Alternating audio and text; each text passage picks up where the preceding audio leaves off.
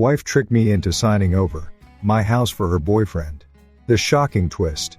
When I signed over my house for her boyfriend, I thought I'd lost everything. But what happened next left me stunned more than I ever imagined. What would you do if the one person you trusted most turned out to be the one who betrayed you? Watch closely, because by the end of this story, the shocking twist will leave you speechless. I thought I had it all figured out. My life was steady, predictable, even comfortable. The house I'd poured years of sweat and overtime into stood as a testament to the life I'd built brick by brick, paycheck by paycheck. I'd always taken pride in providing for my family, ensuring a stable home for my wife, Emily, and our 2 kids, Henry and Ella. But as I stood there in the kitchen that morning, coffee in hand, staring down at the stack of papers, Emily had slid across the counter. Something didn't feel right. She had always been a careful planner, meticulous in everything she did. And when she smiled and told me the papers were just a formality, a small adjustment for tax purposes, I should have believed her. I wanted to believe her. But there was something in her tone, something too sweet, too rehearsed, that made my stomach twist. I could feel it, a faint tremor in my gut, like a fault line shifting deep beneath the surface. I was standing on solid ground, or so I thought, but every instinct screamed at me to step back, to take a closer look at what was happening. I reached for the papers, my fingers brushing against the edge of the first sheet. But I didn't pick them up. Not yet. The house wasn't just property to me, it was security. It was my past, my present, and the foundation of every future plan I'd ever made. I'd bought it before we were married, long before the kids came along. It was where we'd spent our first night as a family of 4, where we'd celebrated birthdays and holidays, where I'd hammered nails into the walls to hang photos of happier times. That house meant everything to me. And yet, here Emily was, asking me to hand it over, just sign on the dotted line. No big deal. She stood on the other side of the counter, looking calm, patient, like she had all the time in the world. She wasn't pressuring me, not exactly. But she had this way of leaning just slightly forward, meeting my eyes in a way that made it clear. She expected me to trust her. She'd always been good at that. For years, I'd relied on her judgment. I'd gone along with her plans because they usually worked out. But not this time. Something about it was off. The way she said, "It'll make things simpler," didn't sit right with me. It felt like one of those statements that sounds logical on the surface. But when you peel it back, you find something rotten underneath. I looked at her, really looked at her, and for the first time in months, I noticed the cracks. The slight tension in her jaw, the faint flicker of unease in her eyes, gone so quickly I almost missed it. Emily wasn't a liar, not in the traditional sense. She didn't need to lie. She was too skilled at maneuvering around the truth, framing it in ways that always seemed reasonable. But now, for the first time, I saw it for what it was, a performance. She was putting on a show, and I was the audience she hoped would clap and sign those papers without asking too many questions. She pointed out a line on the top sheet, something about joint tenancy and survivorship rights. "If something happens to you," she said lightly, "I'd have legal control. It's just a safety net, James. It's for our family." Her words hung in the air, weightless, as if they meant nothing. But they carried a punch I couldn't ignore. I didn't want to accuse her of anything, not yet. I needed more information, more certainty. So I decided to let her talk, to let her fill the silence that stretched between us. She kept explaining, using her best reassuring tone, saying all the things she knew I wanted to hear. But every sentence felt like it was leading somewhere, like she was guiding me down a path I hadn't chosen. My heart raced as I weighed my options. She leaned forward again, just slightly, her fingers grazing the papers. "James, you know me," she said softly. "You know I'd never ask you to do something that wasn't for the best. Just sign them. It's a simple formality." That was when I absolutely knew that I couldn't. I stepped back, shaking my head. "No," I said firmly, the word coming out louder than I expected. Emily blinked, her face perfectly still for a fraction of a second before her smile returned. "James," she said, her voice steady, almost soothing, "you're overthinking this. You've always trusted me. Why would now be any different?" Her tone was sweet, her words perfectly rehearsed. But that sweetness made my skin crawl. It wasn't real. I could see it now, clear as day. She wasn't asking for the house. She was taking it. I felt the weight of every decision I'd ever made pressing down on me in that moment. The late nights, the missed holidays, the long hours I'd spent building a future for our family, all of it was tied up in that house. My house. The house I'd worked my entire adult life to pay off. And here she was, telling me I had to give it away. The anger bubbled up, hot and insistent, but I forced it down. I couldn't let her see it. I couldn't let her know I was onto her. Not yet. I took another step back, crossing my arms over my chest, and looked her square in the eye. I need time to think about this, I said, keeping my voice steady. She frowned, just for a split second, before quickly plastering that sweet, patient smile back on her face. Of course, she said, her tone light. But I saw the flash of annoyance in her eyes. She hadn't expected me to hesitate. As the morning light shifted through the kitchen window, I felt the full weight of what was happening. This wasn't about taxes or paperwork. This wasn't about making things easier for the family. This was something deeper, something darker. Emily was planning something, and she needed me to play my part. But I wasn't going to sign anything until I knew the truth. I didn't say another word as I left the kitchen, leaving her standing there with the papers. But as I walked away, my chest felt tight, my breath shallow. I knew that the ground I was standing on wasn't as solid as I had believed. And if I wasn't careful, it was all going to crumble beneath me. It didn't happen all at once. Emily's distance crept in slowly, so subtly that I barely noticed it at first. It was little things, a text that didn't come when it usually did, a night out that went unexplained. At first, I told myself it was nothing. Everyone gets busy, right? But as the days went on, it became harder to ignore. The woman who used to sit with me at the kitchen table, laughing as we planned vacations we'd never take and dreamed of a future that felt just out of reach, was suddenly always somewhere else. When she was home, she barely looked at me. Her phone was constantly in her hand, screen tilted away, and the conversations we used to have, those long, meandering talks about everything and nothing, were replaced with silence. And that silence, that growing void, gnawed at me. I started watching her more closely, though I hated myself for it.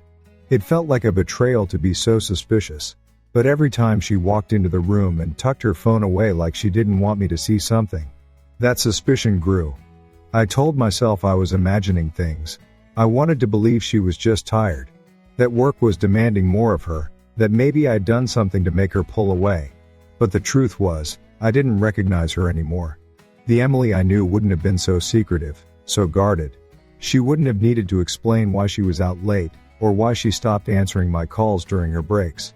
I tried asking her, gently at first, "How was your day? Is everything okay?" Each time, she smiled, that same easy smile I'd fallen in love with, and told me everything was fine. But it wasn't fine. I could feel the walls going up between us, and I couldn't shake the feeling that something was terribly wrong. Then there were the charges. Small at first. A dinner here, a boutique purchase there. Things that didn't quite make sense for a woman who used to pride herself on being practical, on saving where we could. She'd always been careful with money, too careful. I used to joke so when I saw that first charge for an expensive meal at a place we'd never been. My stomach sank. I tried to reason it away. Maybe it was a work dinner. Maybe she'd gone out with a friend and hadn't mentioned it. But the pattern continued. Another charge, and another, all from places that didn't fit into our normal routine. I asked her about one of them once, trying to sound casual. "Hey, I saw a charge at that fancy place downtown. Did you go there with someone from work?" She froze, just for a moment, before laughing it off. "Oh yeah," she said, "a client wanted to treat us. Nothing special." The way she said it, too quick and too smooth, didn't sit right. I let it go, but it stayed with me. Every time I looked at our joint account after that, I found something else. Spa visits. Designer handbags. It wasn't just the money, it was the way it seemed to tell a story. A story she wasn't sharing with me. A story I didn't want to believe was true. The tipping point came late one night, long after the kids had gone to bed. I couldn't sleep. I lay there staring at the ceiling, my mind spinning with every little thing I'd tried to ignore. Finally, I got up and went to the kitchen, thinking maybe a glass of water would help clear my head. That's when I saw her phone on the counter. She'd left it there, something she never did. My heart pounded as I stared at it. I told myself not to touch it, not to look, but the temptation was too strong. I reached for it and hesitated, my hand trembling. I felt sick, like I was crossing a line I couldn't uncross. But the thought of what she might be hiding drove me forward. I picked it up, unlocked it, and opened her messages.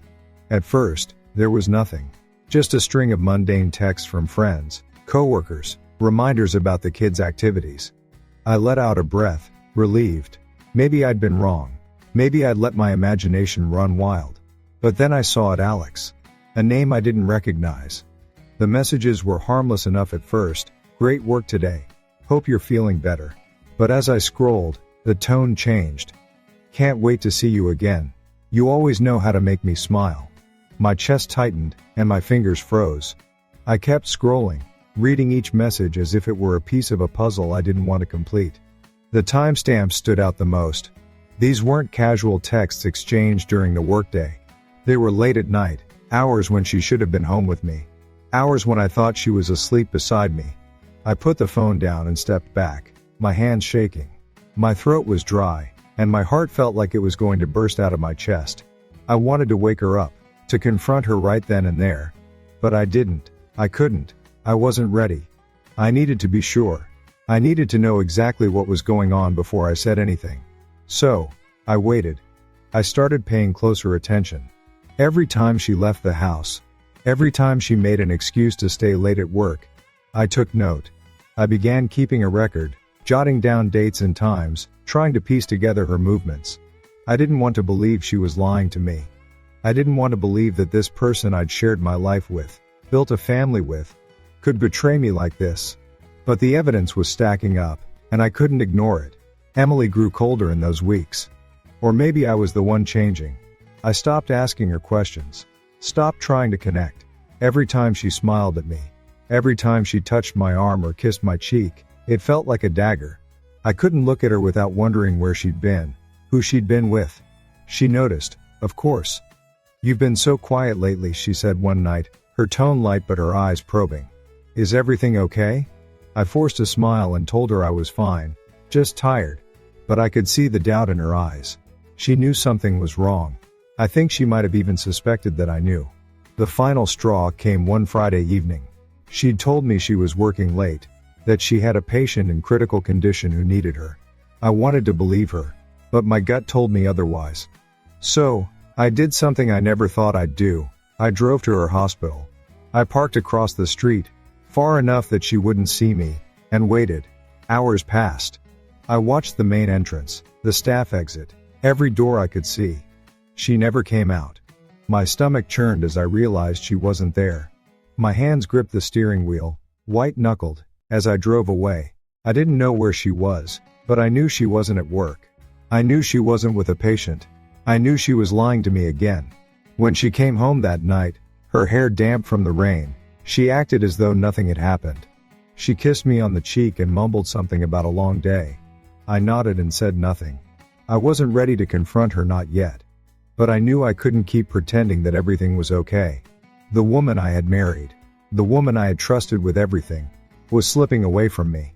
And no matter how much I wanted to hold on, no matter how much I wanted to believe she was still the person I thought I knew, the truth was staring me in the face.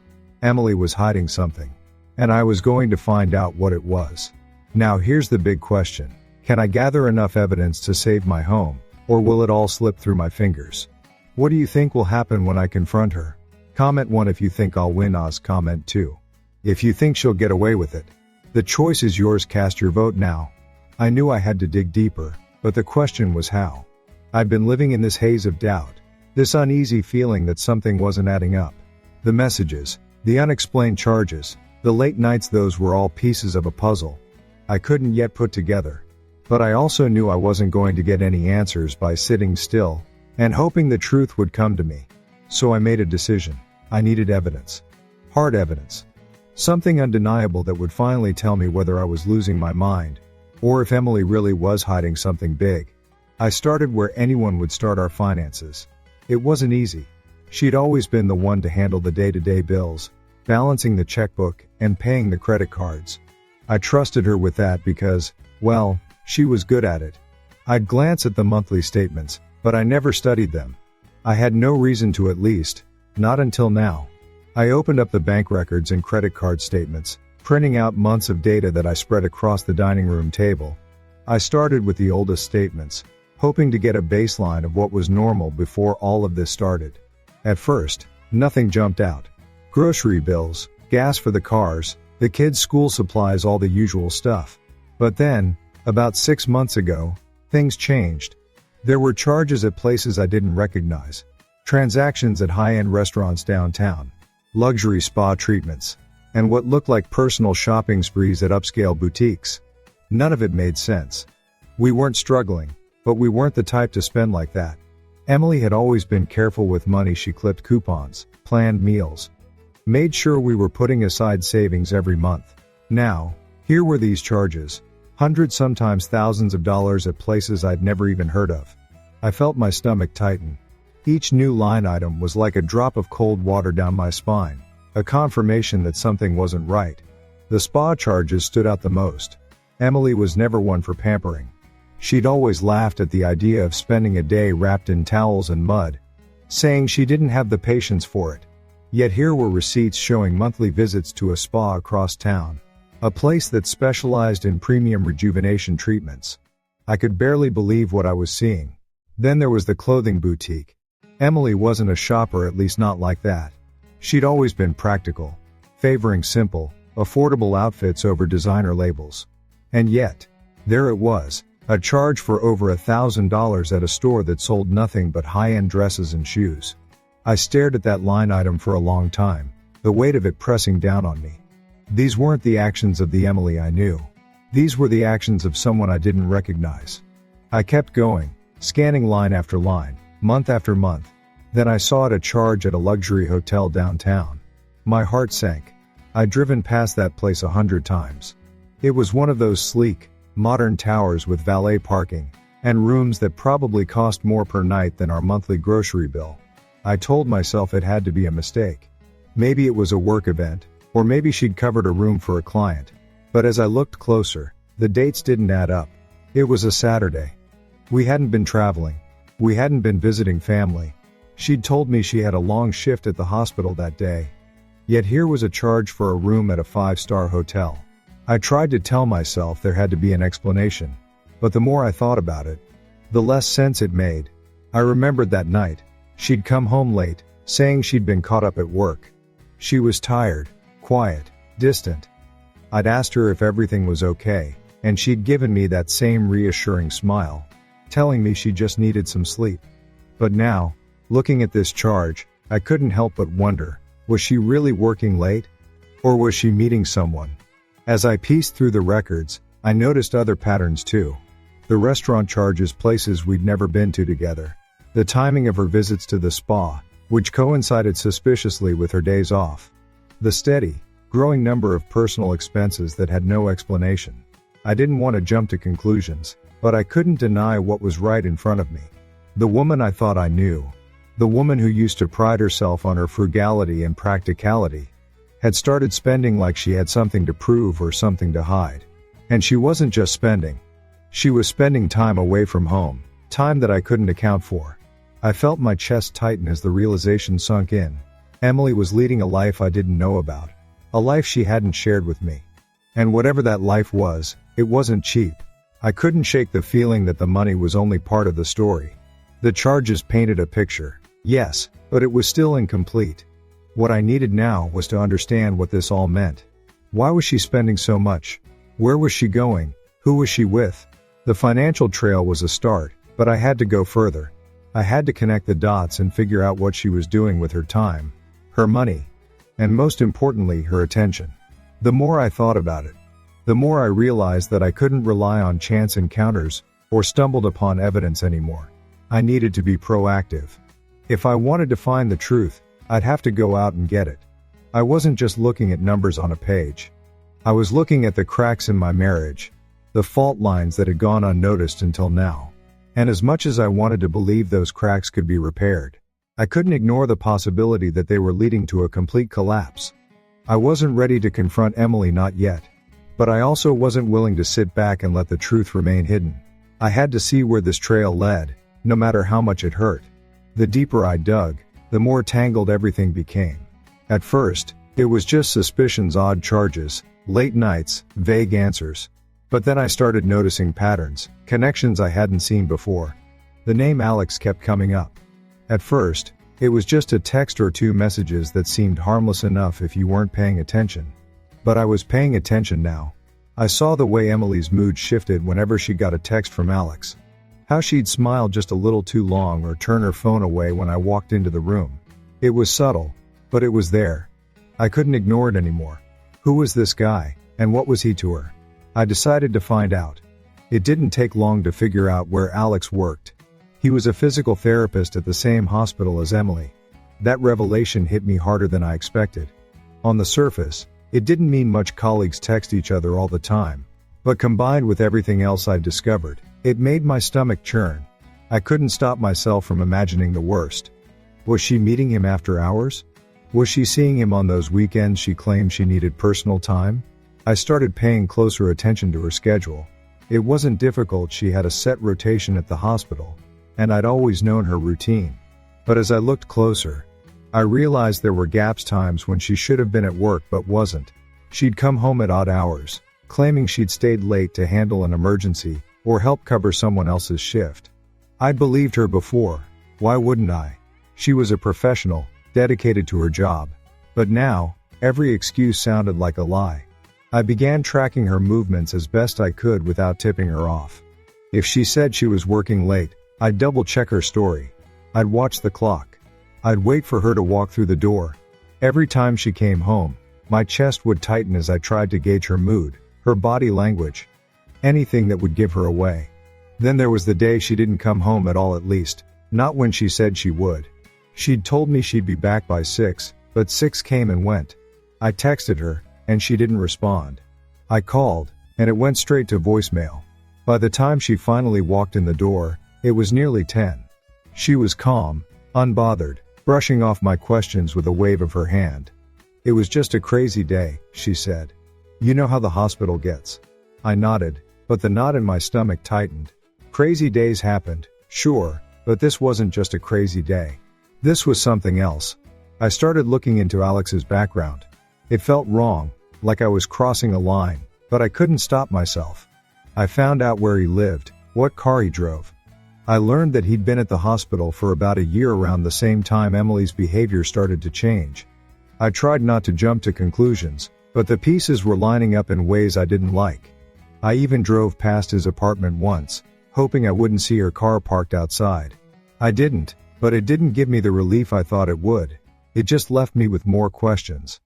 Was I overreacting?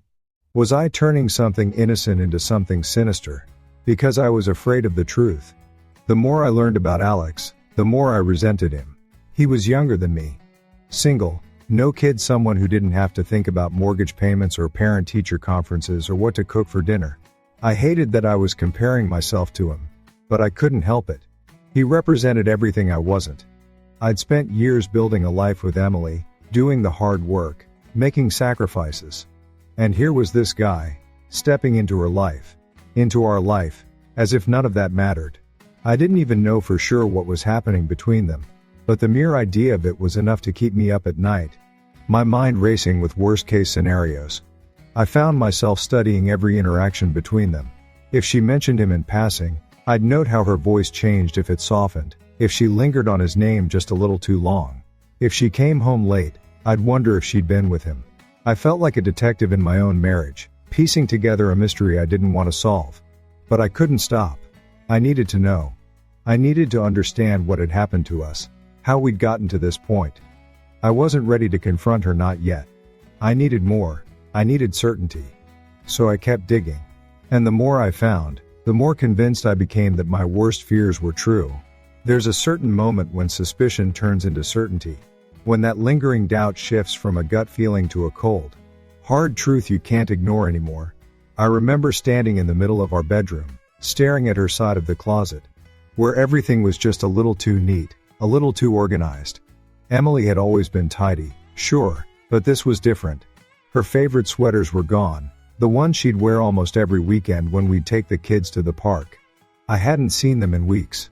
Her work shoes, the comfortable ones she wore on long shifts, weren't there either.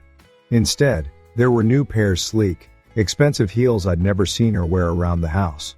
I found myself reaching for one of them, holding it up like it was some kind of clue in a mystery I didn't want to solve. It wasn't like her to spend money on shoes like this. It wasn't like her to change her routine so much without telling me. As I set the shoe back down, the realization hit me. She wasn't just spending more. She was preparing for something. The night I followed her was the turning point. I'd spent weeks noticing the patterns, connecting the dots, trying to convince myself that I was wrong. But I couldn't shake the feeling that something was happening right under my nose. Emily was careful she didn't leave obvious signs. She was good at keeping her story straight, at coming home just late enough to be believable, but never so late that I'd openly question her. Yet there were always these little inconsistencies, like the way she'd hesitate before answering a simple question about her day, or how she'd quickly change the subject when I asked about her coworkers. It was enough to make me feel like I was losing my grip, like I couldn't trust my own instincts. That's why, when she said she was going out to pick up a few things one evening, I grabbed my keys and followed her. I didn't know what I was hoping to find. Maybe I was hoping to prove myself wrong, to find her at the grocery store like she said she'd be. But deep down, I knew I wasn't going to see her pushing a cart full of produce. I stayed a few cars behind, trying not to get too close. My heart was racing, my palms sweaty as I gripped the steering wheel. She turned onto a side street I didn't recognize, then another. By the time she pulled into the parking lot of a downtown hotel, my stomach was in knots. I parked a safe distance away and watched as she got out of her car, smoothed her hair, and walked into the lobby. The door closed behind her, and I just sat there, stunned. I couldn't move. I couldn't breathe. I didn't know what to do next. Was I supposed to go in after her, demand answers, call her, and ask where she was? I stayed in the car, gripping the wheel so tightly my knuckles turned white, until she finally came back out. She wasn't carrying anything, wasn't looking around nervously. She just walked back to her car like she hadn't just shattered every ounce of trust I'd ever had in her. I followed her home, my mind racing with 1,000 questions and no answers. When she walked in the front door, she acted like nothing had happened. She kissed me on the cheek, asked if I wanted anything from the fridge, and then went upstairs without another word. I just stood there, staring at the door she'd walked through, feeling like a stranger in my own home. After that night, everything changed. I couldn't look at her the same way. Every time she smiled at me, I wondered who else she was smiling at. Every time she said she had to work late, I questioned where she was really going. I tried to talk to her, tried to keep it casual at first, asking about her day, her patients, the hospital. But her answers felt rehearsed, like she was reading from a script. And when I asked about the hotel, her reaction was so smooth, so composed, that it almost convinced me. "Oh, that," she said, laughing a little. I stopped there to pick up a gift card for a coworker's retirement party. I thought I mentioned it. She hadn't. I knew she hadn't. But the way she said it, so casual, so confident, made me feel like I was the one who was crazy. I nodded, said "Oh, okay," and let it go.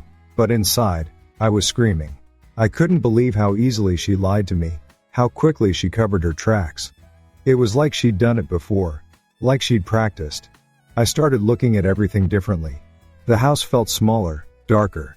Every room held a memory that now felt tainted: our anniversary dinner, at the dining table, the Christmas mornings in the living room, the bedtime stories I read to the kids in their rooms.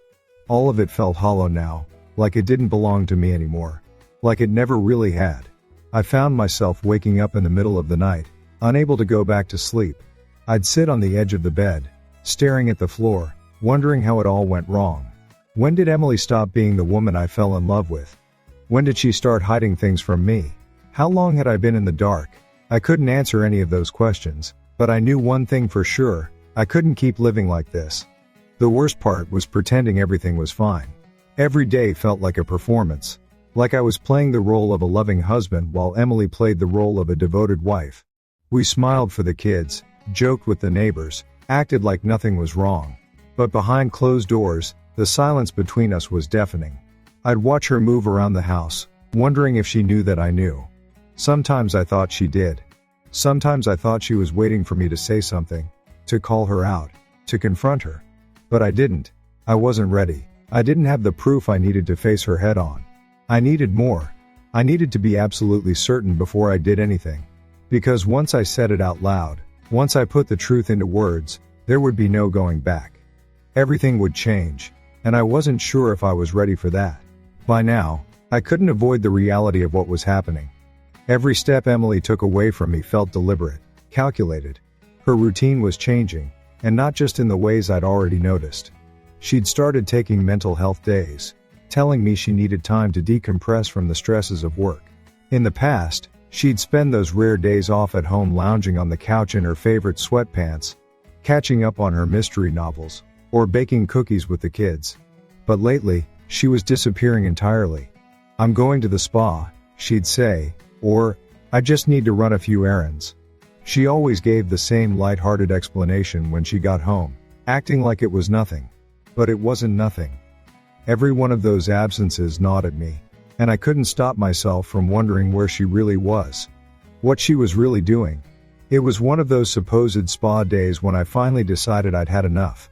I was sitting at the kitchen table, staring at my cold cup of coffee, when something inside me snapped. I grabbed my phone and started checking her location. It was a feature we'd set up years ago when the kids were younger so we could always find each other in an emergency. I'd never used it before, never felt the need to. But that day, I opened the app and watched as her little dot moved slowly across the screen. She wasn't anywhere near the spa she claimed to be visiting. Instead, she was heading downtown. I felt my stomach drop. My palms started to sweat. My heart racing as I watched her dot stop at what appeared to be an apartment complex. I didn't hesitate. I grabbed my keys and got in my car, following her trail. Every mile felt like an eternity, the tension in my chest growing tighter with each passing second. I kept telling myself there had to be a reasonable explanation. Maybe she'd gotten lost. Maybe she was running an errand for a friend. But deep down, I knew that wasn't true. By the time I reached the apartment building, my hands were trembling on the steering wheel. I parked across the street, my eyes scanning every window, every car, looking for anything that would make this make sense. And then I saw her. She was walking up to the entrance, holding her phone to her ear, smiling that warm, easy smile I'd always loved. Except this time, it wasn't directed at me. She disappeared into the building, and I just sat there, frozen. For a long time, I didn't move. I just stared at the front door, waiting for her to come out. Minutes turned into an hour, then another. My mind was racing, spinning through every possibility, every excuse I'd ever heard. She'd said she was going to the spa. She'd said she needed to relax. But here she was, spending hours in an apartment building downtown. Who was she meeting? What was she doing? The more I thought about it, the angrier I got. I'd trusted her for so long, given her the benefit of the doubt at every turn. But now, sitting there in my car, I felt like a fool. All the signs had been there, and I'd ignored them. She wasn't just lying to me. She was living a completely different life, right under my nose. When she finally came back out, it was dark. I watched as she walked to her car, still on her phone, still smiling. She didn't even glance around, didn't seem the least bit concerned that someone might be watching her. She got into her car and drove off, and I followed at a safe distance. I couldn't confront her, not yet. I wasn't ready. But I also couldn't keep pretending that everything was fine. I needed more proof, something solid that she couldn't deny. I needed to know the full extent of what was going on before I could face her. So I kept my distance and watched as she pulled into our driveway, got out of her car, and walked into our house like nothing had happened. Like she hadn't just spent hours at another man's apartment. That night, I lay awake in bed, staring at the ceiling, my mind racing. Emily was asleep next to me, her breathing slow and steady, as if nothing had changed. But everything had changed. I knew it now, knew it in my bones. She wasn't the woman I thought she was. She wasn't the woman I'd married, the woman I'd built a life with. The question wasn't just what she was doing or who she was seeing. The question was, what was I going to do about it? Could I confront her without losing my family? Could I fight for the life I'd worked so hard to create, or was it already too late? The next morning, as she got ready for work, I tried to act normal. I asked about her day, made small talk over coffee, pretended like I wasn't falling apart inside. She smiled, kissed me on the cheek, and told me she'd be home late. "Another long shift," she said. I nodded, watching her walk out the door, her bag slung over her shoulder, her heels clicking on the floor. As soon as she was gone, I sat down at the table and pulled out my phone. I needed answers. I needed to find out who Alex was, how long this had been going on, and what her plan was. Because I knew now that she had a plan. Emily wasn't the type to leave things to chance. She was methodical, deliberate. If she was spending time at that apartment, it wasn't by accident. I started digging, looking into phone records, credit card statements, anything that would give me a clearer picture of what she'd been doing. It didn't take long to find more patterns, more late-night calls, more charges at places I'd never heard of, and always that name, Alex. The pieces were starting to fall into place, but I still didn't have the full picture. I needed to know if she was planning to leave, if she was planning to take everything we'd built together and walk away without looking back. I couldn't let that happen. I had to be ready. I had to protect myself. Protect our kids. Protect the life I'd worked so hard to create. As the day went on, I felt the weight of it all pressing down on me. I was living in a house that no longer felt like my home. Sleeping next to a woman I could no longer trust. Every smile, every laugh, every touch felt like a lie. But I couldn't let my emotions get the better of me. I had to stay calm, stay focused. I had to keep digging, keep looking for the truth. Because no matter how much it hurt, no matter how much I wanted to scream and cry and demand answers, I knew that once I had the full story, I could finally decide what to do next. And that thought, as painful as it was, kept me going. I had to see this through. I had to know. I sat in my car, engine off, the streetlights casting long shadows across the dashboard. I had no plan, no clear idea of what I was going to do next. My hands were trembling as I gripped the steering wheel, my stomach twisting into knots. I had followed her again, this time to a different location, an upscale restaurant on the other side of town. She'd walked in alone, dressed in a way I hadn't seen in years, a way she never dressed when we went out together. I could still picture her walking into that place with that confident, practiced stride. She looked calm, like she had nothing to hide, like everything was normal. But I knew better. I knew she wasn't just meeting a friend, or a coworker, or anyone who'd fit into the life we were supposed to be sharing. I'd watched from the parking lot, my pulse pounding in my ears. The minutes dragged on, each one feeling like an hour. I kept expecting her to come back out, maybe holding a gift bag or a takeout container. Some innocent explanation for what she was doing here. But she didn't. She stayed inside, and I just sat there, feeling like a man on the edge of a cliff, not sure whether to step forward or back. I told myself to stay calm, to think this through. But every time I closed my eyes, I could see her in there, sitting at a table with him. Alex. I didn't even know what he looked like, but I could picture him all too clearly, a younger guy. Slick and confident, someone who had nothing to lose. Someone who was taking everything I'd built. The worst part was the waiting. I thought I'd gotten used to it by now, but I hadn't. Every time she disappeared, every time I sat in that car trying to figure out what to do, the waiting chipped away at me. I started replaying everything in my head.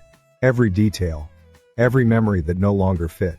The late nights, the cold silences, the strange stilted conversations. The way she laughed at something on her phone, and quickly put it away when I walked into the room. It all pointed in the same direction, but I still didn't have the proof I needed. I was close, I could feel it, but I wasn't there yet. And until I had that proof, until I could confront her without leaving any room for denial, I had to keep waiting. I had to hold on. The restaurant's front door opened, and I sat up, my heart pounding. A couple walked out, laughing, holding hands. It wasn't her. I slumped back against the seat, my chest tight with frustration. I had no idea how long I'd been sitting there, watching that door. The more I thought about it, the more I felt like a coward. I hated myself for sitting here, doing nothing. For all the times I'd done the same thing, sitting, watching, waiting.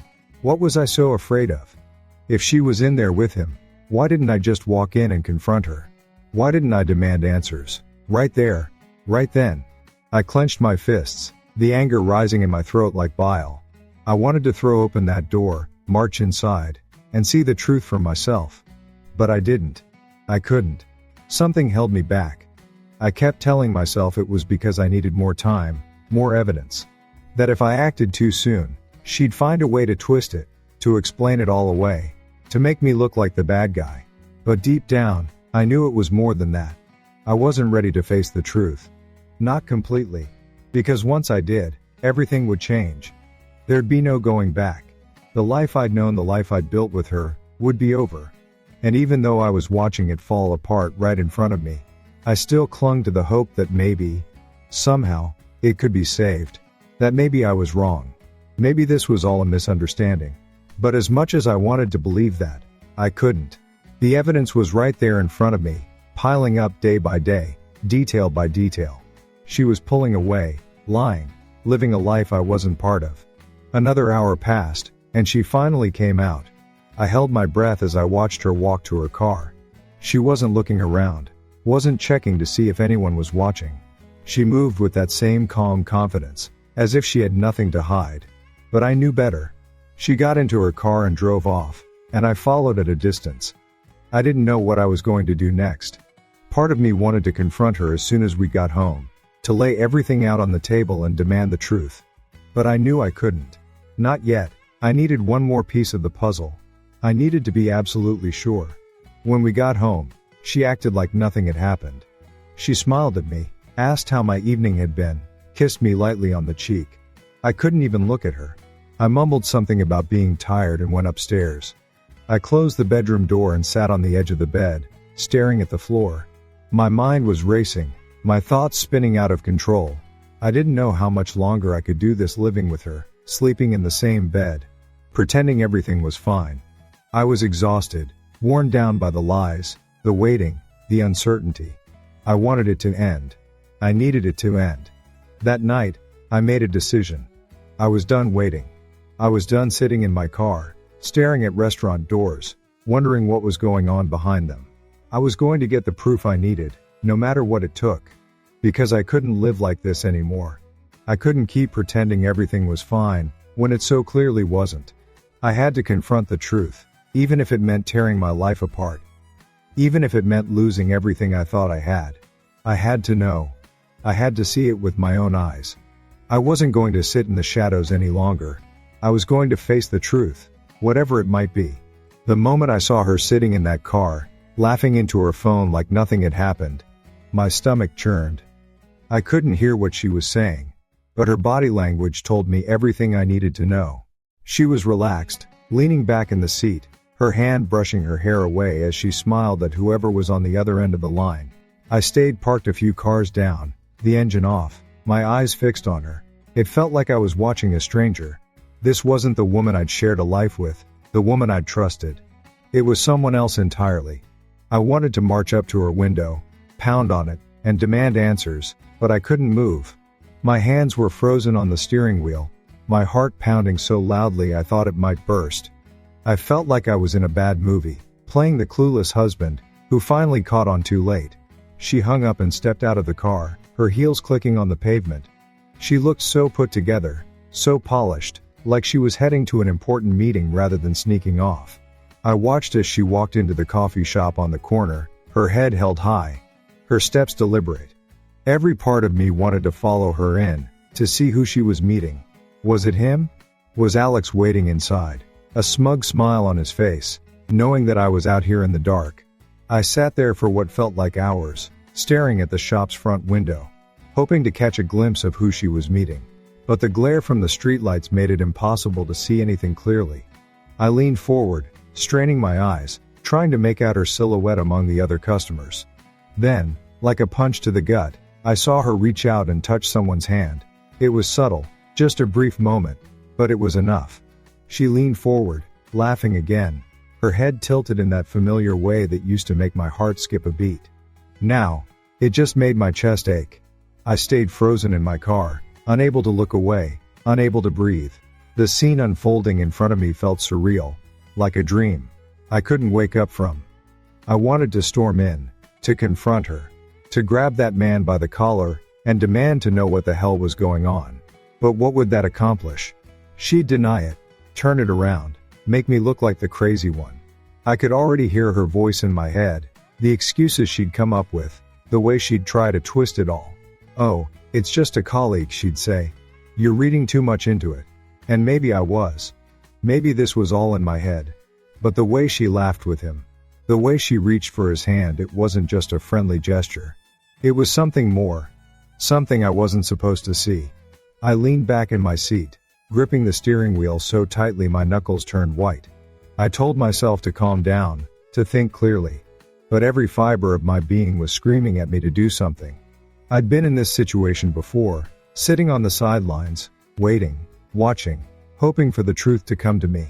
And now it was right in front of me, playing out like a scene in a soap opera. I felt sick to my stomach, my head spinning as I tried to make sense of it all. I thought about all the late nights she'd been working, all the weekends she'd needed time for herself. It all made sense now. She wasn't just pulling away, she was already gone. This man, whoever he was, had taken my place. And she was letting him. My mind raced as I tried to figure out my next move. Confronting her here would just create a scene, and I wasn't ready for that. I needed more information. I needed proof. If I went in there now, she'd have an excuse ready. She'd make it sound harmless, like I was the one overreacting. No, I had to be smart about this. I had to be patient. Even though every nerve in my body was telling me to act, I had to wait for the right moment. I had to catch her in a way she couldn't deny, couldn't talk her way out of. And that meant sitting here, watching her, waiting for her to slip up. I hated myself for it. I hated feeling powerless, like I was just a spectator in my own life. But what else could I do? I glanced at the clock on the dashboard. She'd been in there for nearly an hour now, and there was no sign she was coming out anytime soon. My legs were stiff from sitting, my throat dry from the tension. I reached for the water bottle I kept in the cup holder and took a long sip, trying to steady my breathing. But it didn't help. Nothing could calm me down. I thought about texting her, pretending to check in, seeing how she'd respond. But what would that accomplish? She'd just lie again. She'd say she was working late or running errands. She'd find a way to cover her tracks, and I'd be left feeling just as lost, just as unsure, as I did right now. The minutes dragged on, each one stretching into an eternity. Finally, the door to the coffee shop opened, and she stepped out. She looked calm, composed, as if she hadn't just spent an hour with another man. Her phone was in her hand, and she was texting someone as she walked back to her car. I ducked down in my seat, my heart racing. I watched as she got into her car, started the engine, and pulled out of the parking lot. I followed at a safe distance, my headlights off, my breath shallow. I felt like a private investigator, tailing a suspect, waiting for them to make a mistake. I hated every second of it, but I couldn't stop. I had to know. I had to see where she was going, who she was seeing, what she was doing behind my back. As we drove through the quiet streets, my mind kept replaying everything I'd seen. The laughter, the hand on his, the way she leaned toward him. It was all so clear now. She wasn't just pulling away from me, she was moving on. I couldn't deny it any longer. This wasn't a misunderstanding. This wasn't just a rough patch. She had chosen someone else, and I was left to pick up the pieces. By the time we got home, I felt like I'd been hit by a truck. I parked down the street, watching as she walked into the house like nothing had happened. She didn't look back, didn't pause. She just went inside, leaving me out there in the dark. I stayed in the car for a long time, staring at the front door, my mind racing. I knew what I had to do next, but it didn't make it any easier. I had to face her, to demand the truth, to stop pretending everything was fine. Because it wasn't. It never would be again. The moment I stepped back into the house, the weight of everything settled squarely on my shoulders. I stood in the doorway for a long time, staring into the dimly lit living room, the air feeling heavier than it had ever felt before. The house had never seemed so quiet, so empty, even though it was filled with reminders of the life we'd built together. The framed photos on the wall, the kids' shoes scattered near the front door, the faint smell of her perfume still lingering in the air, everything screamed that this was our home, our life. But now, every inch of it felt like a lie. I was surrounded by pieces of a puzzle that no longer fit together, a world I couldn't put back together, no matter how hard I tried. I dropped my keys on the kitchen counter and walked slowly through the house, my footsteps echoing on the hardwood floor. My mind raced as I replayed every conversation, every moment that had led to this point. I thought about how I'd sat outside that coffee shop, watching her smile and laugh, so carefree, as if nothing else in the world mattered.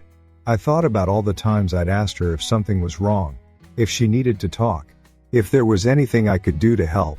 She'd always brushed me off with a quick smile and a soft "I'm fine, just tired." I'd believed her. I'd wanted to believe her. I told myself it was just a phase, that we'd get through it like we always had. But now I knew better.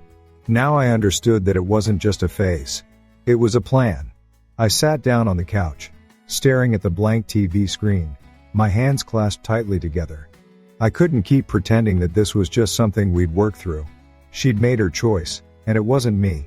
It wasn't us. Every smile, every laugh, every kind word, it had all been a mask. I'd been living with a stranger for months, maybe even longer. And now that the truth was staring me in the face, I didn't know what to do with it. I felt like I was standing on the edge of a cliff, one wrong step away from losing everything. But I couldn't fall apart now. I had to stay strong. For myself, for my kids, for whatever future I had left. I thought about Henry and Ella, asleep upstairs, completely unaware of the storm brewing beneath their feet. They were still so young, still so innocent. They didn't know that their mother was slowly unraveling the life we'd built, that the family they depended on was hanging by a thread. I couldn't let them see this, couldn't let them feel the weight of what was happening. They needed stability, security, something I wasn't sure I could give them on my own. But I had to try. I had to protect them from the fallout, no matter what it took. They didn't ask for this, and I wasn't about to let them suffer because of it. The sound of the front door opening snapped me out of my thoughts. I turned my head and saw her walking in, her expression calm and neutral, as if it were just another ordinary night. She set her bag down on the counter and glanced over at me. "You're still up?" she asked, her tone light, almost casual. It took everything I had not to explode right then and there. My fists clenched at my sides, and I forced myself to stay seated, to stay calm. This wasn't the time. I needed more information, more evidence. I needed to be absolutely sure before I confronted her. So I just nodded, my voice tight as I replied, "Yeah, couldn't sleep." She gave a small smile, the kind that didn't reach her eyes, and headed upstairs. I watched her disappear around the corner, my chest tightening as I heard her footsteps fade into the distance. I knew I had to act soon, but I couldn't do it without a plan. I couldn't just go in blind and hope for the best. She'd been too careful, too calculated. If I confronted her without solid proof, she'd twist it around, make it look like I was the one at fault. I couldn't let that happen. I had to stay one step ahead, no matter how much it hurt. I spent the next few hours going over everything I knew. The bank statements, the phone records, the receipts from places she'd never mentioned. Visiting each piece of evidence felt like a stab to the heart. But it was also a reminder that I wasn't crazy. I wasn't imagining this. She was lying, and I had the proof to back it up. But the more I dug, the more I realized how much she'd hidden from me. There were expenses I couldn't explain, phone calls to numbers I didn't recognize, late-night transactions that didn't make sense. The deeper I went, the clearer the picture became. She'd been planning this for months, maybe longer. I was just catching up to the reality she'd been living in all along. When the sun started to rise, I felt more tired than I'd ever felt in my life. But I also felt something else: resolve. I couldn't keep living like this. I couldn't keep tiptoeing around the truth, hoping it would go away. It wasn't going away. It was right there in front of me, and it wasn't going to stop until I faced it head on. I didn't know how she'd react. Didn't know what she'd say or do when I confronted her. But I couldn't let that stop me. I had to protect my family, my kids, my future. I had to stand up for myself, even if it meant losing everything I thought I had. When she came down for breakfast, I was waiting for her at the kitchen table. She looked surprised to see me there, her brow furrowing slightly as she poured herself a cup of coffee. "You're up early," she said, her tone cautious. I took a deep breath, my hands shaking slightly as I held onto the edge of the table. This was it. This was the moment I'd been dreading, but also the moment I'd been preparing for. I looked her in the eyes and said, "We need to talk." She hesitated for a moment, then sat down across from me, her expression guarded. "What's going on?" she asked, her voice steady but with a hint of unease. I met her gaze, feeling a surge of emotion rise in my chest. Anger, sadness, betrayal, it was all there, but I pushed it down. I couldn't let her see me break. I needed to stay strong, to stay in control. I reached into the folder I'd been keeping, the folder filled with every piece of evidence I'd found, and set it on the table between us. Her eyes flicked to it, then back to me, a flicker of something panic, maybe crossing her face. "I know," I said, my voice firm but low. "I know everything." She didn't say anything at first. The room was so quiet I could hear the clock ticking on the wall, each second dragging on longer than the last. Finally, she let out a shaky breath and leaned back in her chair. "I don't know what you're talking about," she said, but her voice lacked the confidence it usually had. I opened the folder, pulling out the bank statements, the phone records, the receipts. I laid them out in front of her, one by one, watching as her composure began to crack. She looked down at the evidence, then back up at me, her eyes wide. "Where did you get this?" she asked, her voice trembling now. "It doesn't matter where I got it," I replied, my tone steady. "What matters is that it's all here. The late nights, the money spent, the calls to Alex. I know what you've been doing. I know you've been lying to me." She opened her mouth to speak, but no words came out. For the first time in months, she looked genuinely shaken. I took a deep breath, the weight of everything I'd been carrying finally starting to lift. I wasn't angry anymore, at least not in the same way I had been before. I was just tired. Tired of the lies, the secrets, the pretending. "You could have just told me," I said, my voice softer now. "If you weren't happy, if you wanted something else, you could have told me. But instead, you chose to go behind my back, to hurt me, to hurt our family." Tears welled up in her eyes, and for a moment, I thought she might actually apologize. But then she stood up, grabbing her coffee and the papers, and walked out of the kitchen without another word. I sat there, staring at the empty chair where she'd been, feeling a strange mix of relief and sadness. I knew this was just the beginning of a long, painful process, but at least now I knew the truth. At least now, I could start to move forward. I wasn't sure what the future held, but I knew one thing for certain: I wasn't going to let her lies define my life. I was going to fight for what mattered: my kids, my home, and my peace of mind. And for the first time in months, I felt like I had the strength to do it. Now that you've seen the story, what would you do if it happened to you? Could you fight back the way I did? Do you think she'll regret her choices? Or was it all part of her plan? Leave your comments below and let me know what you'd do in my shoes. Don't forget to like, share, and subscribe. There's so much more to come. The lesson I learned was simple yet profound. Trust must be earned and never taken for granted. In a society built on fairness, transparency, and mutual respect, it's our responsibility as individuals to demand honesty in our relationships, personal or professional. Turning a blind eye to the warning signs only leads to heartbreak and loss. Instead, we must face these challenges with courage and integrity. When we stand up for what's right, when we protect the values that define our communities, we not only preserve what we've worked so hard to build, but we also set a powerful example for others to follow.